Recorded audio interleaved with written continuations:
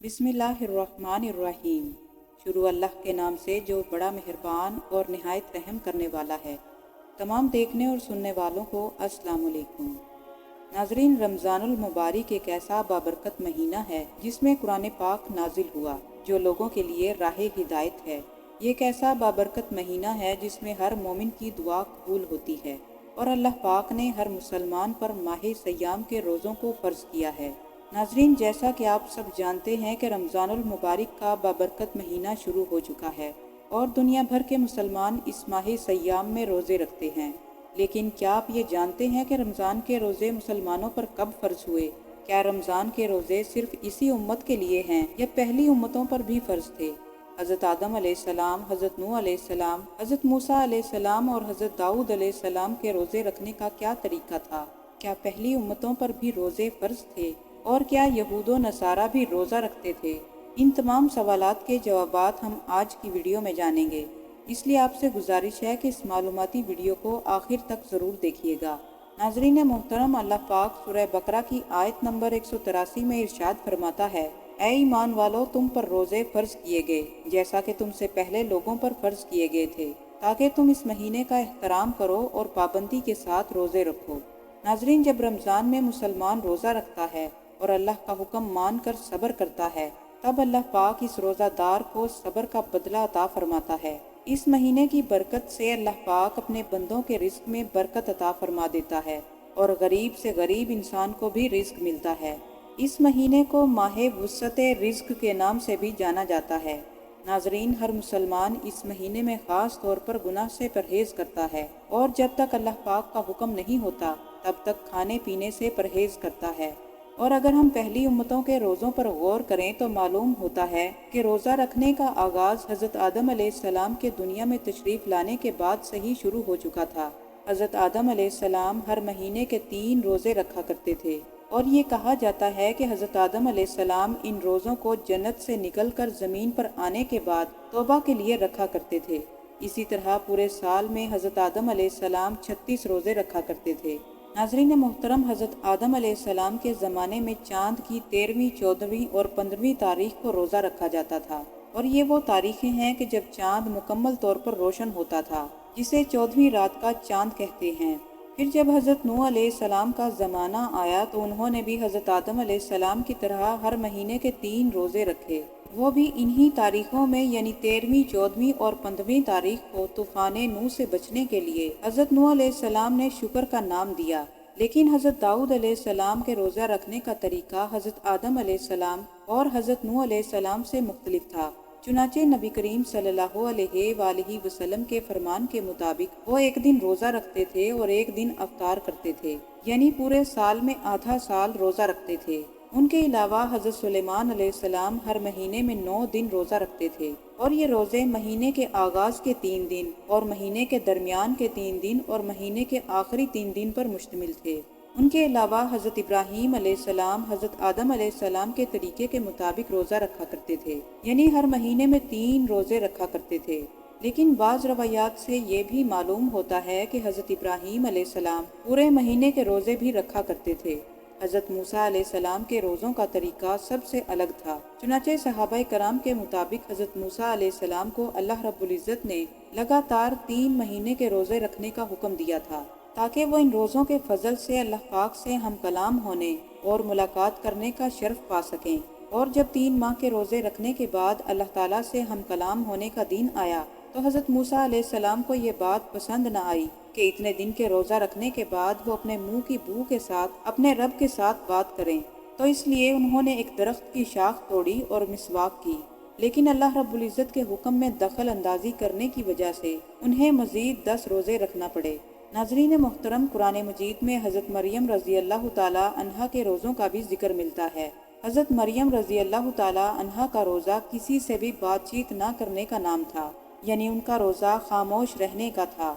नाज़रीन, सूरह बकरा की आयत नंबर 183 में हज़रत आदम अलैहिस्सलाम से लेकर तमाम अम्बिया और फिर इमामुल अम्बिया हजूर नबी करीम सल्लल्लाहु अलैहि वसल्लम तक उम्मतों को जोड़ देती हैं।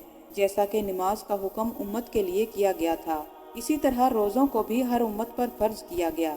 پچھلی امتوں کے روزے حالات کے مطابق آج کی امت سے الگ تھے۔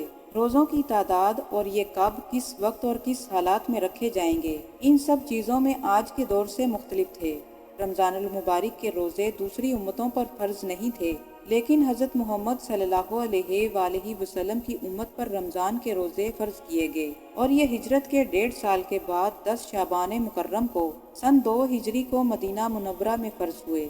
ناظرین محترم، اللہ پاک فرماتا ہے کہ رمضان المبارک وہ مہینہ ہے جس میں قرآن پاک کو نازل کیا گیا، جو لوگوں کے لیے ہدایت ہے، اور ساتھ ہی یہ بھی فرمایا کہ تم میں سے جو شخص اس مہینے کو پائے اسے اس بابرکت مہینے کے روزے رکھنے چاہیے، اور اگر کوئی شخص بیماری کی حالت میں ہو یا حالت سفر میں ہو تو اس کے روزے اگر چھوٹ جائیں تو وہ بعد میں ان کی قضا کر لے۔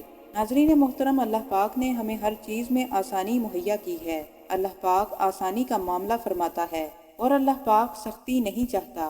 ہمیں اس بابرکت مہینے میں روزے رکھنے چاہیے، اور اگر کوئی روزہ کسی شرعی عذر کی وجہ سے چھوٹ جائے تو اس کی بعد میں قضا کر لینی چاہیے۔ ہمیں اللہ کی دی جانے والی آسانیوں پر شکر ادا کرنا چاہیے۔ ناظرین محترم، اب یہ بات بھی جان لیتے ہیں کہ نبی کریم صلی اللہ علیہ وآلہ وسلم کی امت سے پہلے یہود و نصارہ 10ویں محرم یعنی یوم عاشورہ کا روزہ بڑے ادب اور احترام کے ساتھ رکھتے تھے، اور اسی طرح چاند کی ہر 13ویں، 14ویں اور 15ویں تاریخ کو احترام کے ساتھ روزہ رکھتے تھے۔ چنانچہ جب آپ صلی اللہ علیہ وآلہ وسلم نے پوچھا کہ تم 10 محرم کا روزہ کیوں رکھتے ہو، تو انہوں نے جواب دیا کہ اس دن ہمارے رب نے ہمیں فرعون سے نجات دلائی، اور اس دن ہمیں سمندر سے راستہ مہیا کیا، ہمیں دریائے نیل عبور کروایا، چنانچہ ہم اپنے رب کا شکر ادا کرنے کے لیے اس دن روزہ رکھتے ہیں۔ اس پر نبی کریم صلی اللہ علیہ وآلہ وسلم نے ارشاد فرمایا کہ اس بات کے تو ہم تم سے زیادہ حقدار ہیں۔ چنانچہ تب مسلمانوں کو حکم دیا گیا کہ تم بھی محرم کے مہینے میں روزہ رکھا کرو۔ یہودی 1 روزہ رکھتے ہیں تو تم 2 روزے رکھا کرو، ایک محرم کی 9ویں تاریخ کو اور ایک 10ویں تاریخ کو۔ پھر جب کچھ وقت گزرا تو 3 روزے ہر مہینے کو رکھنے کو کہا گیا، یعنی چاند کی 13ویں، 14ویں اور 15ویں تاریخ کو مسلمان ان تاریخوں میں روزہ رکھتے تھے۔ پھر جب رمضان المبارک کے روزے فرض ہوئے تب ان روزوں کو سنت کا درجہ دے دیا گیا۔ ناظرین محترم، رمضان المبارک کے روزوں کے بارے میں نبی کریم صلی اللہ علیہ وآلہ وسلم نے ارشاد فرمایا کہ جب اس ماہ سیام کی پہلی رات آتی ہے تو آسمان کے دروازوں کو کھول دیا جاتا ہے، اور پھر یہ دروازے پورے مہینے کھلے رہتے ہیں، انہیں بند نہیں کیا جاتا۔ اور جب اس مہینے کی آخری رات آتی ہے تو اللہ پاک ہر روزہ دار کی مغفرت فرما دیتا ہے۔ سبحان اللہ۔ ناظرین محترم، اسلام میں اکثر اعمال کے پیچھے کسی نہ کسی نیک بندے کی یاد اور مقصد موجود ہے، جیسا کہ میدان عرفات میں حج کا فریضہ حضرت آدم اور حوا علیہ السلام کی یادگار ہیں، قربانی کا نیک عمل حضرت ابراہیم علیہ السلام اور حضرت اسماعیل علیہ السلام کی سنت ہے، صفا اور مروہ کی سعی حضرت حاجرہ رضی اللہ تعالی عنہا کا دونوں پہاڑوں کے درمیان دوڑنے کی یاد دلاتا ہے۔ اسی طرح ہمارے پیارے نبی کریم صلی اللہ علیہ وآلہ وسلم رمضان کے مہینے میں کچھ دن کھانے پینے سے پرہیز فرمایا کرتے تھے، یعنی حضور نبی کریم صلی اللہ علیہ وآلہ وسلم نے رمضان المبارک میں بھوکے اور پیاسے رہنے کو زیادہ پسند فرمایا، تو اللہ پاک نے بھی روزوں کے لیے رمضان المبارک کے مہینے کو پسند فرمایا، اور پورے مہینے رمضان المبارک کے روزے ایمان والوں کے لیے فرض قرار پائے، تاکہ محمد صلی اللہ علیہ وآلہ وسلم کی یادگار باقی رہے، اور میرے محبوب نبی کریم صلی اللہ علیہ وآلہ وسلم کی سنت قائم رہے۔